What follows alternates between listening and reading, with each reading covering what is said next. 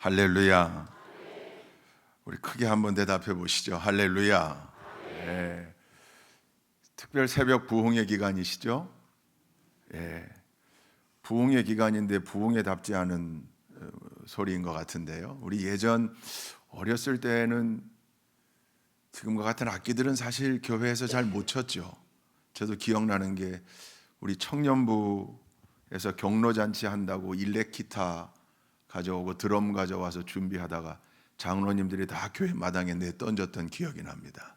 그때 교회는 올겐이나 피아노 아니면 북 그랬습니다. 그죠? 부흥회 때는 북 쳐가면서 찬송하고 손뼉 치며 찬송하고 했는데 요즘은 그때랑은 많이 달라져서 교회 안에 예배 전에 우리 바순이죠. 바순 연주 소리가 얼마나 좋은지 저게 꼭 60mm 박격포처럼 생겼는데 저기 천상의 소리가 나는 것 같아요.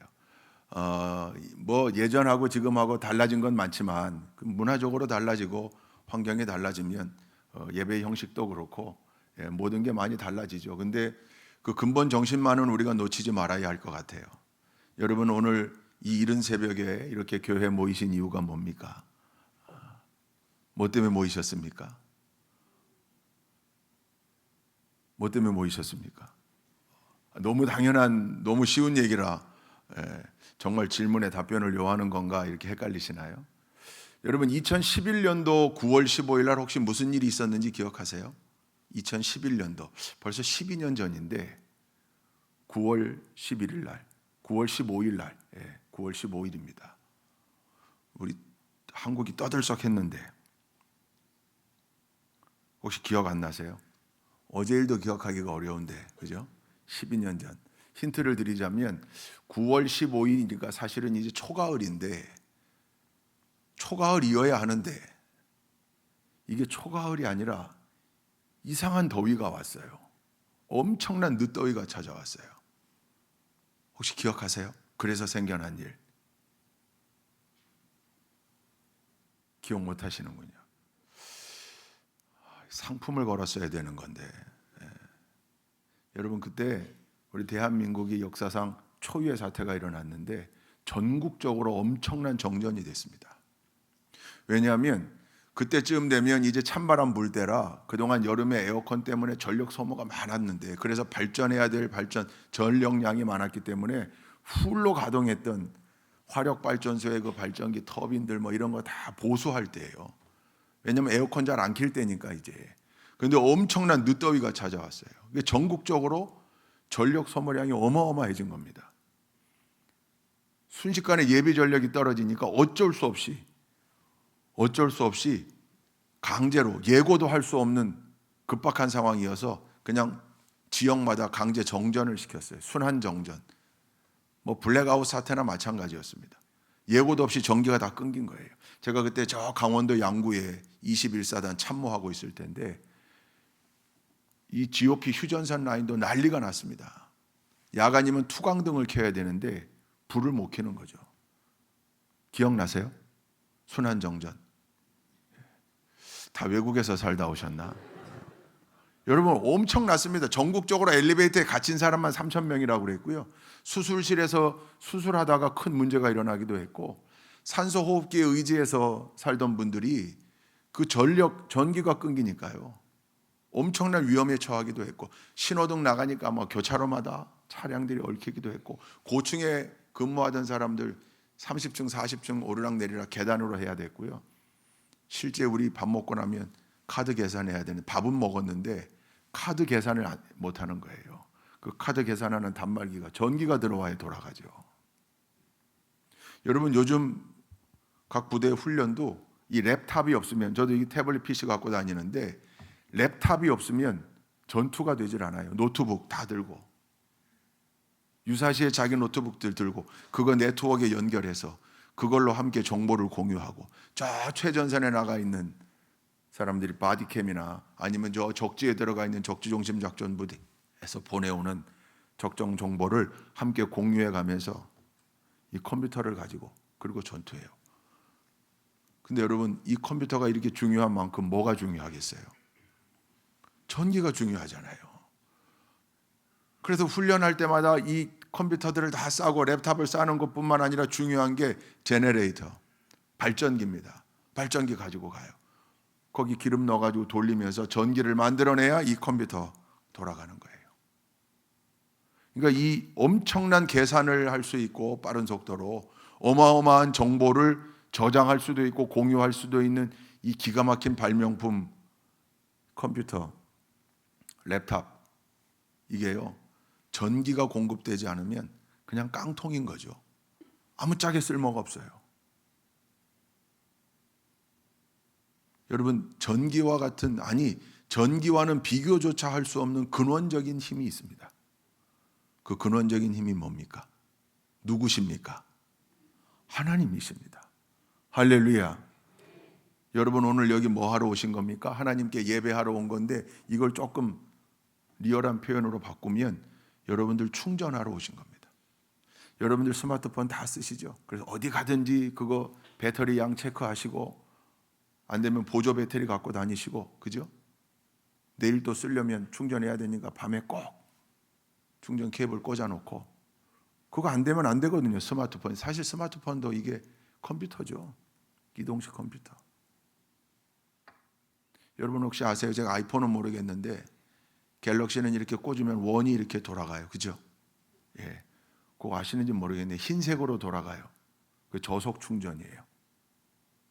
녹색으로 돌아가요. 그 고속 충전이에요. 청록색으로 돌아가는 경우가 있어요. 급속 충전이에요. 빨리 됩니다. 모르시는 분들이 많았던 것 같은데 오늘 가서 한번 끼워보십시오. 여러분, 이런 부흥회는 급속 충전의 시간이죠. 급속 충전.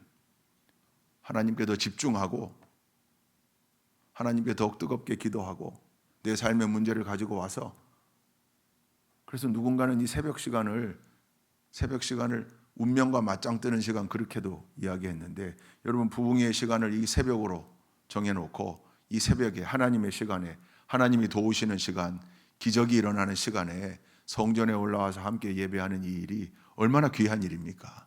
할렐루야. 여기 지금 다 아마 완주하고 계신 분들이겠죠. 물론 여기 아직 동참하고 있지 못한 성도들도 있으시겠지만 충전하는 시간이에요. 모든 예배의 시간이 하나님께 영광 올려드리고 하나님이 예비하신 은혜, 근원적인 힘에 플러그인 하는 거죠. 코드를 꼽는 거죠. 여러분 지금 다 코드 꼽으신 거예요. 할렐루야. 그게 지금 충전되고 있는 겁니다. 급속 충전. 하나님께서 이 세상에서 살아갈 우리에게, 하나님의 자녀들에게 힘 주시고 능력 주시고 은혜를 베풀어 주시는 시간. 그래서 오늘 꽂고 예배드리고 기도하고 나갈 땐 100% 다 완충돼서 나가는 시간. 할렐루야.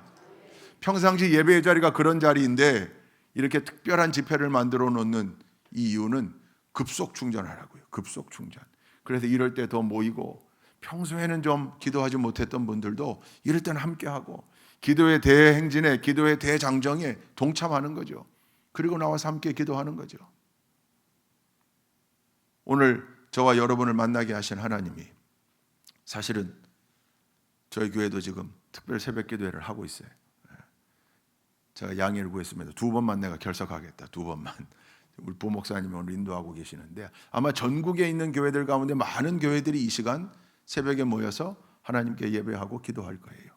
우리 여의도 침례교회, 제가 오늘 여의도 침례교회 처음 와보는데 우리 본당이 너무 좋습니다. 너무 아름답고 세련돼 있고, 근데 여기 있는 여러분들의 신앙도 그만큼 아름답고 더 성숙하고 자랑할 만한 신앙 되어야 하지 않겠습니까? 할렐루야. 침례교회 중에서도 유명한 교회 아니에요? 여의도 침례교회가, 그죠? 이름값 하는 교회 해야 될 텐데, 그러려면 언제나 성도들이 예배의 자리를 사수하고 함께 기도하고 하나님께 내가 플러그인하는 시간, 이 시간을 사모해서 와서 항상 완충돼 있는 교회, 항상 충전돼 있는 교회. 그 요즘은 충전돼 있으면 다른 사람에게 나눠줄 수도 있더라고요. 뒷면이 이렇게 되니까 배터리 없는 사람에게 그 배터리 충전도 되더라고요. 야, 이거 신기하다, 좋다. 여러분이 충전돼 있으면 그거 나눌 수 있잖아요. 여러분 언제나 그 근원적인 힘, 언제나 근원적인 힘 대신 하나님으로부터 힘을 공급받아야 우리가 온전히 이 땅에서 하나님의 자녀답게 살 수 있는 겁니다. 충전하는 일에 최선 다하는 그 자리 사수하는 우리 여의도 침례교회 모든 성도님들, 믿음의 권속들 다 되시기를 주님의 이름으로 축원드립니다. 또한 오늘과 내일 제가 와서 2번 이렇게 집회를 인도하게 됐는데 우리를 만나게 하신 하나님께서 이 시간을 책임져 주실 줄로 믿습니다. 오늘 우리가 읽은 본문 말씀, 우리가 읽은 본문 바로 앞에 유명한 사건이 있습니다. 그게 뭐냐면 오병이어의 기적이에요. 엄청난 기적이죠. 여러분 조금만 생각해 봐도 이건 어마어마한 기적이죠. 그냥 환자가 고침받는 것 이 정도 수준이 아니에요. 보리떡 5개와 물고기 2마리로 5,000명을 먹이고도 12광줄이나 남았다. 이건 상상을 초월하는 기적이죠. 여러분 예수님이 베풀어 주신 기적 중에 과학을 전공하는 사람들이 제일 받아들이기 힘든 2가지 기적이 예수님 공생의 첫 번째 기적, 그게 뭐죠? 물이 변하여, 가나 혼인잔치에서 물이 변하여 포도주가 됐다는 것, 그거랑 오병이어의 기적이래요. 물이 변해서 포도주가 됐다. H2O가 아무 첨가물 없이 CH5OH가 됐다. 에탄올 원소기호가 CH5OH인데 이건 말이 안 된다 말이. 이건 정말 말이 안 된다. 여러분 오병이어는요, 애초에 가지고 있었던 것보다 남은 음식이 더 많아요. 이건 뭐 질량 보존의 법칙에 정면으로 위배되는 거죠. 말도 안 되는 거죠. 근데 이게 가능해요. 왜 가능합니까? 창세기 1장 1절 때문에 가능해요. 태초에 하나님이 천지를 창조하시니라. 예수님이 창조주 하나님이시기 때문에 가능한 겁니다. 할렐루야. 그래서 사실 성경에 나타나는 기적들을 그저 동화 같은 얘기라고 믿는 사람들, 그들 가운데 가끔 놀라운 역사가 어느 순간 믿어지는 역사, 어느 순간. 근데 그들의 공통점이 뭐냐면 창조주 하나님에 대한 고백이에요. 세상과 우주 만물을 만드신 하나님인데 그분께 오병이어가 뭐고 가나 혼인잔치에서 물이 변해 포도주가 된 게 대수리야. 그렇죠. 할렐루야. 그러면 여러분 근원적 힘 되시는 그 하나님께 우리가 지금 코드 꽂아서 플러그 인해서 충전하고 있는데 단순히 그냥 충전만 해서 가는 관계가 아니라 그 하나님이 아버지 되시고 우리가 자녀들이잖아요. 그 하나님께서 아버지께서 다 책임져 주시겠다고 했으니 염려하지 않고 아버지께 우리 삶의 문제를 내어놓고 해결함 받고 하나님 베풀어 주시는 놀라운 은혜로 새 힘 얻어 살아가는 우리 귀한 성도님들 다 되시기를 주님의 이름으로 축원드립니다. 오병이어의 기적이 일어났어요. 제자들도 흥분했고 군중들이 흥분했습니다. 어마어마하게 모인 자기들 눈으로 볼 때에도 여러분 2000년 전에 그 사람들이 지금과 그 사람들이 살았던 세계의 환경의 차이, 문명의 차이는 좀 있어도 그들이 무슨 이성이 없고 지식이 없었던 무슨 오스트랄로피테쿠스가 아니잖아요. 본인들이 눈으로 본 거 이게 어찌 가능하단 말인가. 이분이야말로 진정한 메시아, 이분을 왕으로 추대하자 막 그랬을 거 아니에요. 그래서 예수님이 이 군중들의 사실 주님께서 이 땅에 정치적 왕으로 오신 게 아닌데 그래서 제자들 먼저 니들 먼저 갈릴리 건너편으로 가라. 그래놓고 예수님은 한적한 곳에 따로 가셔서 기도하신 상황입니다. 예수님의 말씀대로 배를 타고 먼저 갈릴리를 건너가던 제자들이 풍랑을 만나요. 근데 이 여기 바다라고 돼 있지만 워낙 갈릴리 호수가 커서 성경이 이걸 바다라고 얘기했죠. 지중해는 대해라고 성경에 표현돼 있고. 근데 여러분 호수잖아요. 실제는. 근데 거기 무슨 풍랑이. 근데 가보면 여러분 성지순례를 가봐도 거기 그림 엽서 가운데 풍랑이 있는 갈릴리 호수의 모습들이 그림 엽서로 담겨 있고 역사적으로도 보면 유명한 화가들이 갈릴리의 풍랑이 있는 모습을 그렸어요. 실제로 저 골란고원 쪽에서 불어오는 엄청난 바람이 이 호수를 뒤집어 놓는데 마치 바다에 파도가 있는 것처럼 바람에 의한 파랑인데 그 파랑의 수준이 폭풍우 같은 거죠. 폭풍우. 배가 어마어마하게. 제자들이 그 풍랑을 만나 죽게 되었을 때 주님께서 찾아오셨다. 근데 주님이 그냥 오시지 않고 주님도 노저 배 타고 오신 게 아니라 그 갈릴리 호수 위를 걸어오셨다. 그래서 걸어. 깜짝 놀란 제자들이 유령인가 그러고 봤더니 아니요, 주님이에요. 나다. 안심하라.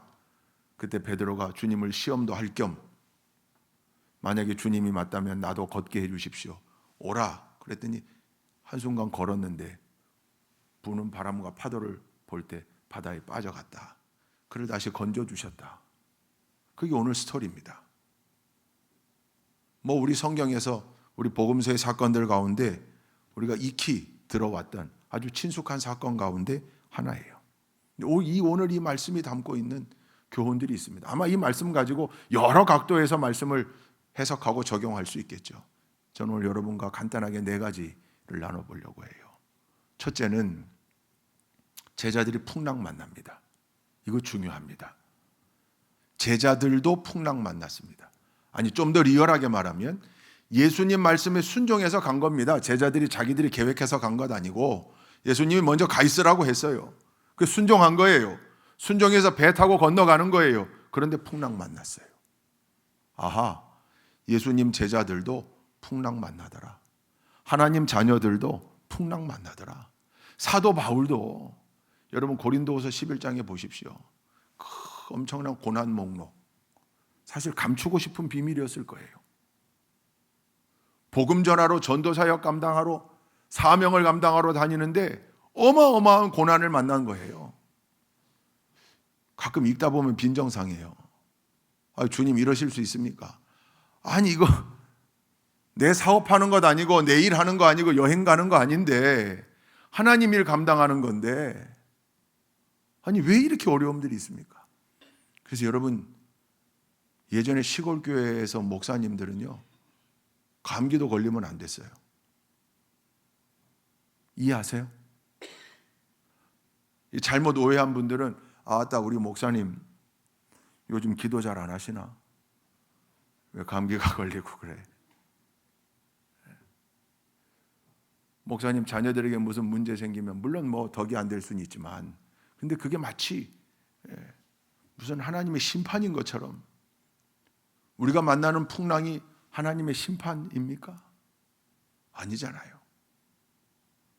너무 기복주의에 빠져 있으면 무슨 기독교 신앙생활이 부적 의지하는 신앙생활 아닌데, 그죠? 부적 붙이고 있으면 악기가 물러가고 만사형통, 성경에서 말하는 만사형통이 세상에서 말하는 만사형통 아니죠. 샤머니즘에서 말하는 만사형통 아니죠. 어려움 만난 게 은혜가 되고 사업에 실패한 게 은혜가 돼서 내가 다시 태어나고 하나님 만나고, 할렐루야. 내가 아파서 병상에 누워 있으면서 진정으로 하나님의 은혜를 새롭게 느끼기도 하고. 여러분, 그러니까 이 의미 자체가 다른 거죠. 다시금 기억해야 합니다. 우리 삶 가운데 만나는, 우리의 삶의 여정 가운데 만나는 문제 넉넉히 있을 수 있습니다. 제자들도 풍랑 만났잖아요. 죽을 지경까지 풍랑 만났거든요. 그것도 예수님 명령에 순종해서 건너가던 길이었는데, 근데 여러분, 이 풍랑이 새롭게 예수님을 만나게 되는 계기가 됩니다. 새롭게 예수님이 누구신지를 깨닫는 계기가 됩니다. 은혜의 사건이 되는 거죠. 풍랑이 은혜가 됩니다. 할렐루야. 한번 해보십시다. 풍랑이 은혜가 된다. 30점입니다. 목소리가. 부흥회답게 한번 해보십시다. 풍랑이 은혜가 된다. 제가 내일도 올 텐데, 내일도 제가 하도 우리 젊은 우리 군인들과 함께 살아서 그런가 제가 기본적인 데시벨이 좀 있어야 들려요. 풍랑이 은혜가 됩니다. 풍랑이 은혜가. 여러분들 오늘 새벽에 나와 엎드린 우리 여러분들 지금 현재도 진행 중인 풍랑이 얼마나 많습니까? 얼마나 많습니까? 그 풍랑이 은혜가 돼서 여러분 하나님 앞에 나와 엎드리고 의지하고 기도하고 더 하나님 바라보게 되고, 그리고 이 풍랑은 반드시 멈추게 되어 있습니다. 할렐루야. 풍랑을 바라볼 때 두려워하지 말고 풍랑만 바라보면서 낙심하지 말고 풍랑 너머의 것을 볼 수 있는 귀한 믿음의 동역자들 다 되시기를 주님의 이름으로 축원드립니다. 옛날 영화 중에 패치 아담스라는 영화가 있었어요. 그 유명을 달리한 로빈 윌리엄스라는 미국 참 유명한 배우, 저도 좋아했던 배우인데 안타깝죠. 그 배우가 연기한 영화입니다. 스토리를 다 얘기하기가 어려운데 실제로 있었던 일이에요. 너무 극심한 우울증에 스스로 제 발로 정신병원에 입원을 해요. 거기 있는 사람들이 정신적으로 질환이 있는 아픈 사람들이죠. 근데 그 가운데는 아주 유명한 사람, 정기적으로 정신병원에 들어와서 새로운 생각을 하고 나가는 유명한 사람이 있었어요. 그 사람이 오는 환자들마다 물어봐요. 이게 몇 개인지. 여러분 이게 몇 개입니까? 몇 개입니까? 4개죠, 4개. 제가 한 접었어요, 엄지를. 4개, 4개. 근데 꼭 틀렸다고 그래요.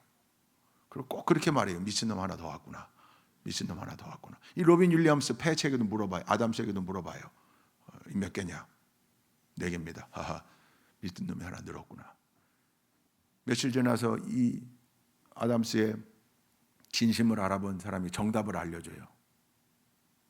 손가락을 보지 마라. 손가락 너머를 봐라. 너머. 문제만 보면 문제에 함몰이 돼서 다른 걸 볼 수가 없어. 그 너머를 봐. 너머. 그래서 그 너머로 초점을 이렇게 흐렸더니 6개도 됐다가 7개도 됐다 그러거든요. 그거다. 그게 정답이라는 거예요. 저도 그 영화 보면서 무릎을 쳤어요. 야, 그래, 맞아.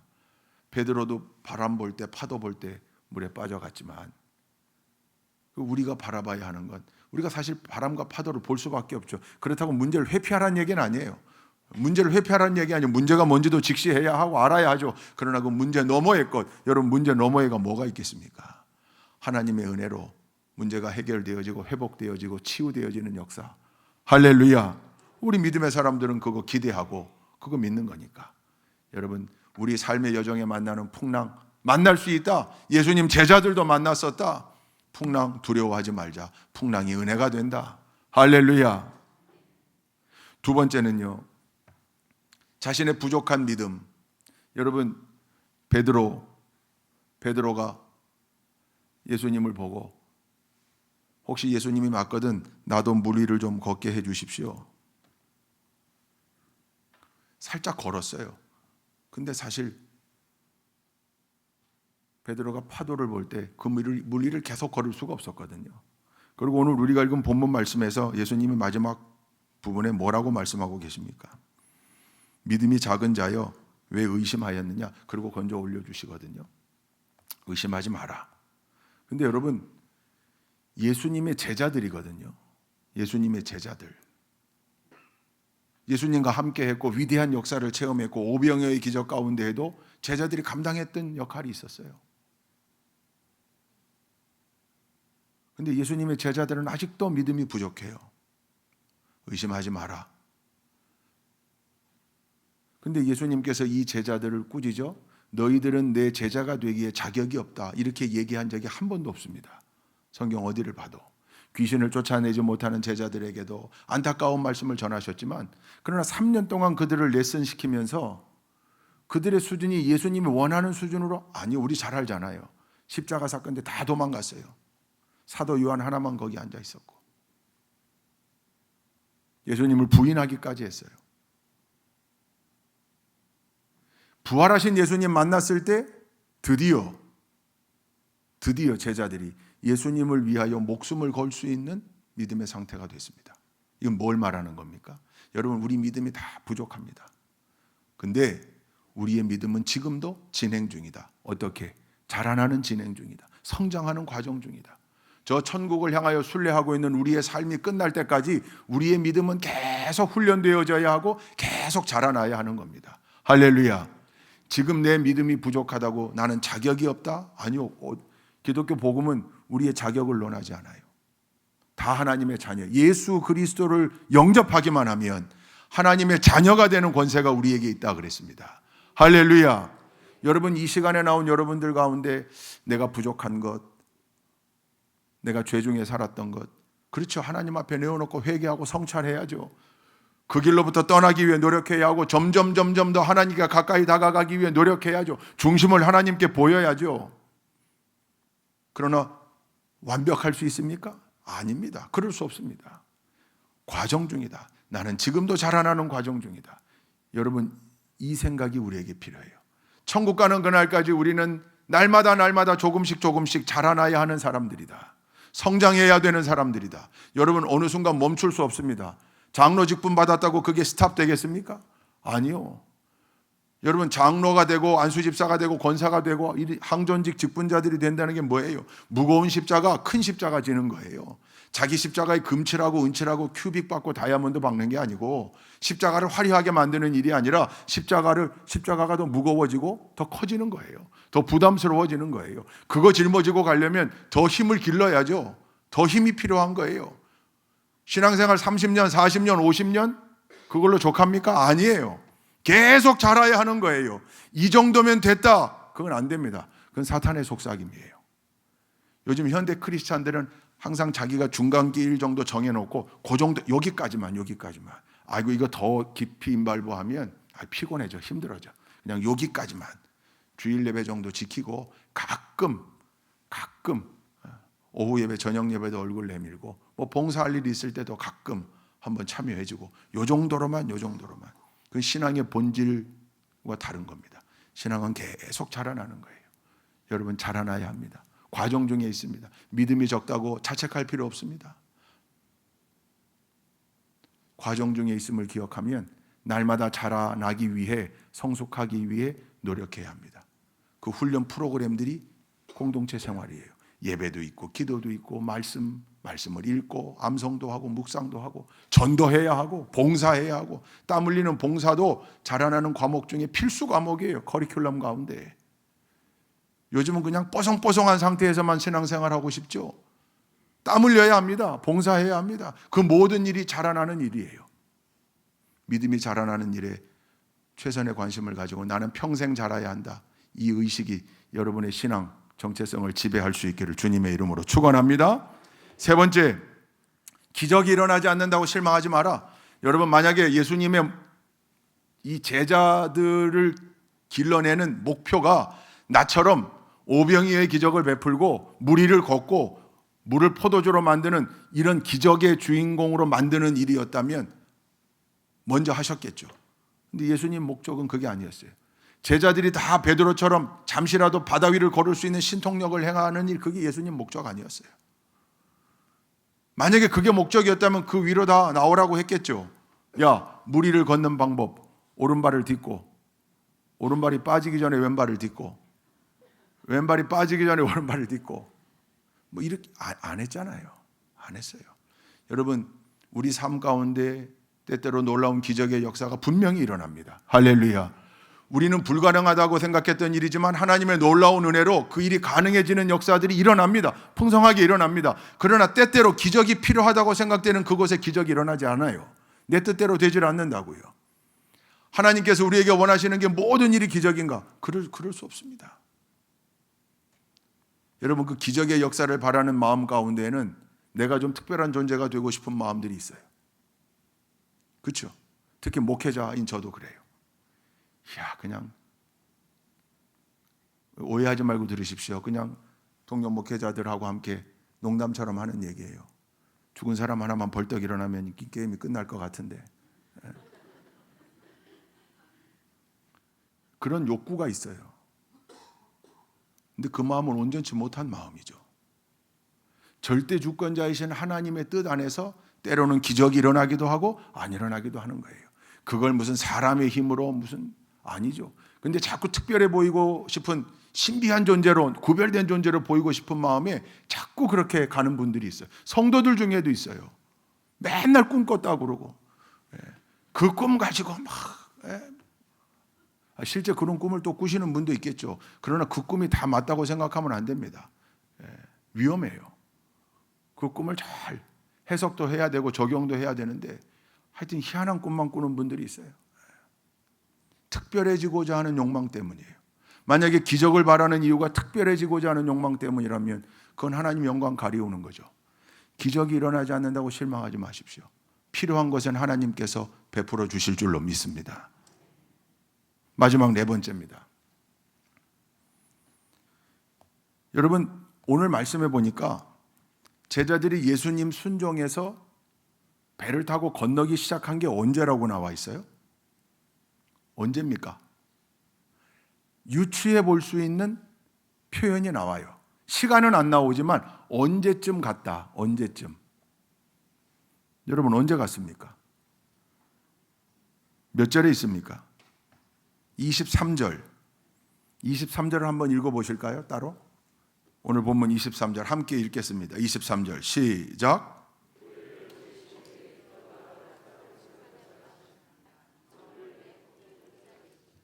제자들 보내놓고 무리도 보내고 그 다음에 예수님이 기도하러 따로 산에 간 시간이 언제예요?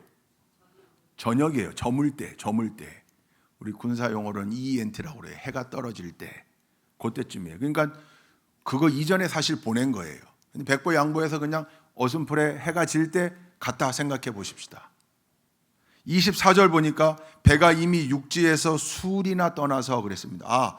어느 정도 건너갔구나. 수리 떠났습니다. 몇 시간 지났겠죠. 그때부터 풍랑 만납니다. 그러니까 오후 6시쯤 출발했다고 치고 수리쯤 떠났다고 하니까 많아야 한 2시간, 3시간, 뭐 길게 잡아 4시간, 그래봐 10시입니다. 밤 10시. 그때 풍랑 만나요. 근데 그 풍랑 만난 제자들에게 예수님 찾아오신 건 몇 시라는 거예요? 사경이에요. 사경, 밤 사경.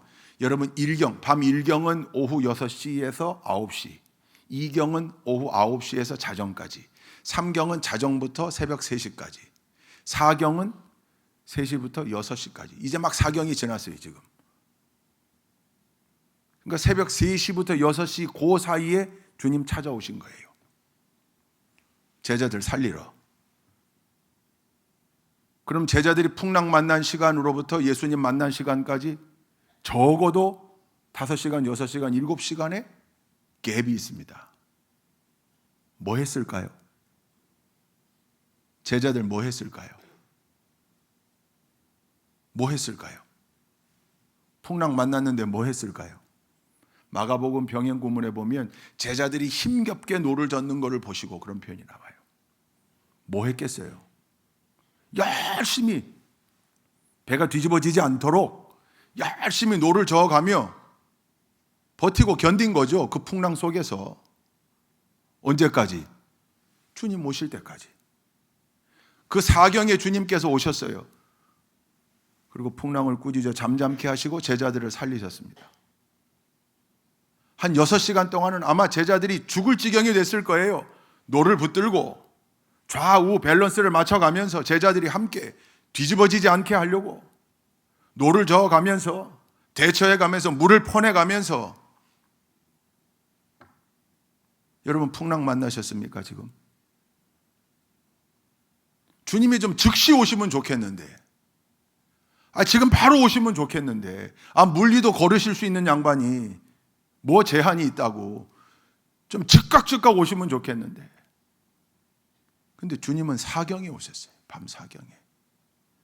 내 마음 내 생각대로라면 즉시 오시면 좋겠죠. 그걸 우리는 다 바라요. 근데 아니요. 주님의 때, 주님의 시간이 따로 있어요. 그게 밤 사경이었어요. 그때까지 우리에게 주님께서 하시는 말씀이 있습니다.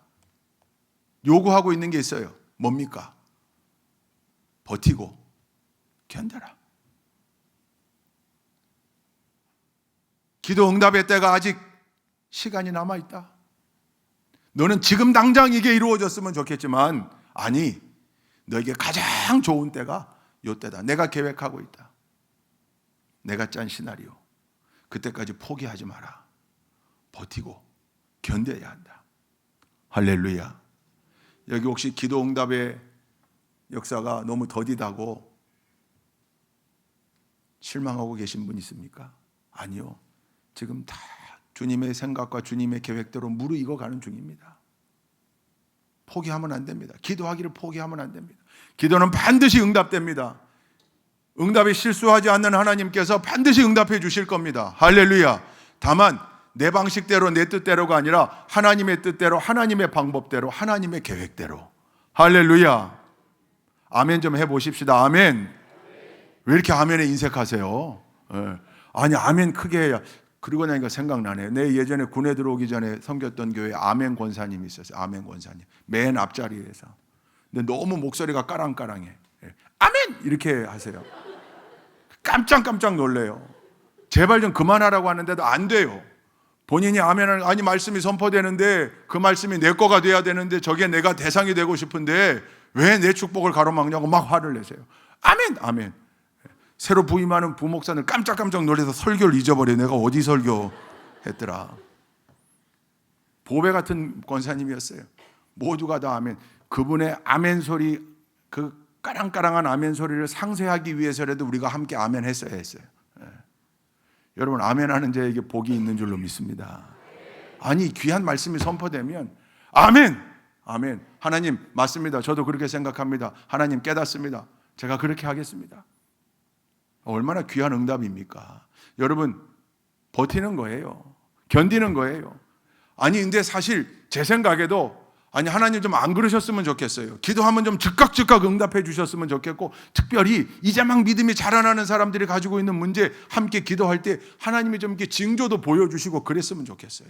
근데 아니요, 그렇지 않더라고요. 여러분, 나만 장군 아시죠?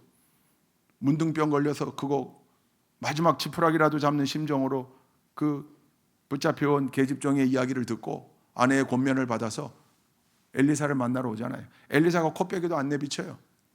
가서 요단강에 몸 씻으라고. 성지순례 가보신 분들 알겠지만 요단강 또랑입니다. 또랑. 그러니까 막 나아만이 화가 나는 거예요. 아람 제국의 2인자가 왔는데 이스라엘 왕도 지금 벌벌 떨고 있는데 이 친구가 나와서 뭐 어디 손을 대든지 뭘 바르든지 뭘 해줘야 될 것 같은데 아무것도 안 하고 요단강가 7번 씻으라. 돌아가려고 그랬어요. 우리 아람 제국에 있는 그 큰 강 거기 놔두고 내가 왜 여기서 씻냐. 근데 참모들이 훌륭했어요. 참모들이.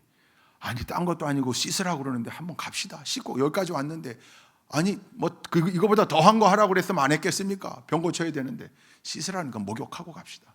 여러분, 나아만이 간절히 간구하고 사모하는 마음으로 몸 씻었을까요? 충분히 유추해 볼 수 있죠. 이를 부득부득 갈면서 들어갔을 거예요. 한 번, 두 번. 내가 들어갔다 나오고 너 엘리사 넌 내 손에 죽는다. 7번. 여러분, 이런 상황이라면 그랬으면 어땠을까요? 한번 이를 딱 어금니 물고 들어갔는데 갔다 왔더니 종아리까지 문둥병이 깨끗해졌어요. 종아리. 이게 무슨 일인가? 2번 들어갔다 왔더니 무릎까지, 3번 들어갔다 왔더니 허벅지까지. 그 다음부터는 아마 나아만이 찬송 부르면서 다이빙 하지 않았겠어요? 근데 6번 들어갔다 나올 때까지 아무 차도가 없었어요. 7번째 들어갔다 왔을 때, 하나님의 때가 이르렀을 때, 그때 역사가 있었어요. 할렐루야. 여러분, 여리고성, 이게 제정신 가진 사람이라면 온전한 짓입니까? 거기를 한 바퀴 도는 게, 그 엄청난 인원이. 모르긴 몰라도 여호수아가 그렇게 명령했을 때 가서 그 여리고성을 돌고 오면서 막 그런 불평들 하지 않았을까요? 아마 그런 불평할까 봐 침묵하라고 했을 거예요. 입 딱 닫아라. 입 닫아라. 갔다 와서 불평했을 거예요. 돌겠네 진짜. 이게 이런다고 될 일이요? 이게 이런다고 될 일이야? 그리고 성을 도는 건 위험해요. 옛날 그 수성전하는 방식 중에 하나 끓는 기름 갖다 들이붓고 끓는 물 들이붓고 뭐 그러잖아요. 위험한 일이에요. 아무것도 하지 않고 거길 돌기만 해요. 첫째 날도 돌고 둘째 날도 돌고 셋째 날도 돌고 넷째 날도 돌고. 진짜 돌겠네. 이게 이렇게 될 일이 아닌데. 여러분, 이런 상황이라면 인간적인 마음으로는 야, 그게 돈다고 될까? 그리고 첫째 날 갔는데 한 바퀴 돌고 왔더니 여리고성 저 동쪽 어디 귀퉁이에 갑자기 찌직 하고 이렇게 크랙이 가고, 2번째 날 돌았더니 반대편 서쪽에 뭐가 툭 하고 떨어지고, 이렇게 좀 보이면 야, 지금 이게 되는 일이네. 이게 되는 일이잖아 이랬을 텐데, 7번째 날 7바퀴 돌고 소리 지르기 전까지 13바퀴가 될 때까지 아무런 징조가 없었어요. 기다리는 거죠. 하나님의 때를. 할렐루야. 그러니까 여러분, 풍랑을 만난 제자들이 예수님 찾아오실 때까지 한 일은 열심히 노를 저어가면서 버티고 견딘 겁니다. 포기하지 않고 하나님의 때, 하나님의 방법. 그때 주님께서 무리를 걸어 찾아오셔서 제자들을 살려주신 겁니다. 주님은 밤 4경에 오셨어요. 내가 원하는 시간에 오시면 좋겠는데 그건 내 생각이고, 하나님의 때, 하나님의 계획, 하나님의 방법이 있더라고요. 여러분들 지금 가지고 계신 기도 제목, 어떤 건 1년도 되고 2년도 되고 5년째, 목사님 저는 20년째 남편 전도를 위해 기도하고 있습니다. 잘하고 계십니다. 계속 하십시오. 계속. 언제까지? 주님께서 응답하셔서 그 뜻이 이루어질 때까지 낙심하지 마시고 버티십시오. 견디십시오. 할렐루야. 제가 좋아하는 찬송이 있어요. 제가 찬송 부르자고 했는데 혹시 반주가 되나요? 오직 예수뿐이네. 이 찬양 가사가 은혜 아니면 살아갈 수가 없네. 호흡마저도 다 주의 것이니 세상 평안과 위로 내게 없어도 예수 오직 예수뿐이네. 여러분도 부르시는 찬양이죠. 가사가 얼마나 은혜로운가요? 근데 전 이 부분이 좋아요. 크신 계획 다 볼 수도 없고 작은 고난에 지쳐도 주께 묶인 나의 모든 삶 버티고 견디게 하시네. 할렐루야. 버티고 견뎌야 하는데 버티고 견디는 것도 내 힘으로 하는 거 아니구나. 주님 함께 하셔서 그렇게 버티고 견디게 하시는구나. 그 은혜가 우리에게 있는 거구나. 할렐루야. 한번 우리 말씀을 기억하면서 이 찬송 한번 불러보십시다. 은혜 아니면 살아갈 수가 없네. 은혜 아니면 살아갈 수가 없네. 호흡마저도 다 주의 것이니 세상 평안과 위로 내게 없어도 예수 오직 예수뿐이네. 은혜 아니면 살아갈 수가 없네. 은혜 아니면 살아갈 수가 없네. 아멘. 호흡마저도 다 주의 것이니 세상 평안과 위로 내게 없어도 예수 오직 예수뿐이네. 아멘. 크신 계획 다 볼 수도 없고 크신 계획 다 볼 수도 없고 작은 고난에 지쳐도 주께 묶인 나의 모든 삶 버티고 견디게 하시네. 크신 계획 다 볼 수도 없고 크신 계획 다 볼 수도 없고 작은 고난에 지쳐도 주께 묶인 나의 모든 삶 버티고 견디게 하시네.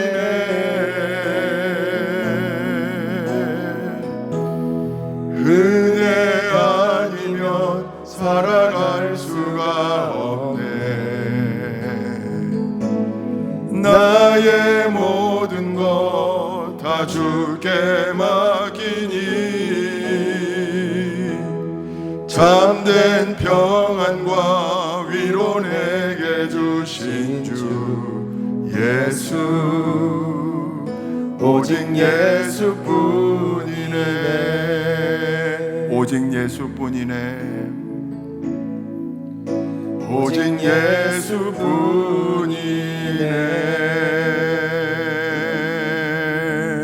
예수뿐이네. 아멘. 기도합시다. 좋으신 하나님, 크신 계획 우리는 다 볼 수 없습니다. 하나님의 그 큰 시나리오, 하나님께서 연출하시는 그 위대한 드라마 우리가 다 알 길 없습니다. 때때로 우리에게 와지는 작은 고난들, 풍랑들 우리가 만날 때마다 지쳐하고 힘들어합니다. 그러나 하나님, 분명하게 하나님의 은혜에 의지합니다. 하나님의 때에 하나님의 방법으로 응답되어지고 놀라운 기적의 역사가 일어나기도 하고 하나님께서 해결해 주시는 놀라운 일들 우리가 체험하는 그 순간까지 버티고 견뎌야 한다는 것. 사경에 오시는 주님, 내 뜻대로 내 계획대로 내 시간대로 찾아오시는 주님이 아니라 하나님의 때에, 주님의 때에, 주님의 방법으로, 주님의 계획을 가지고 우리를 찾아오신다는 것 하나님 잊지 않게 하시고 낙심하지 않게 하옵소서.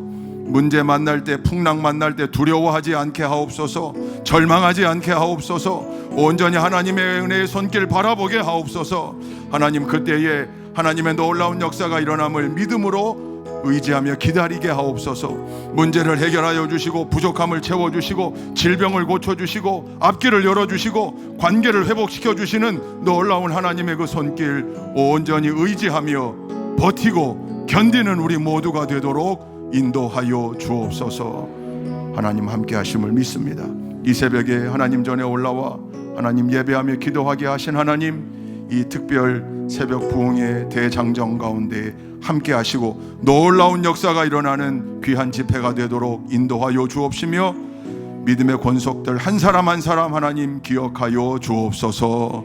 함께 하심을 믿사오며 예수 그리스도의 이름으로 기도 올리옵나이다. 아멘.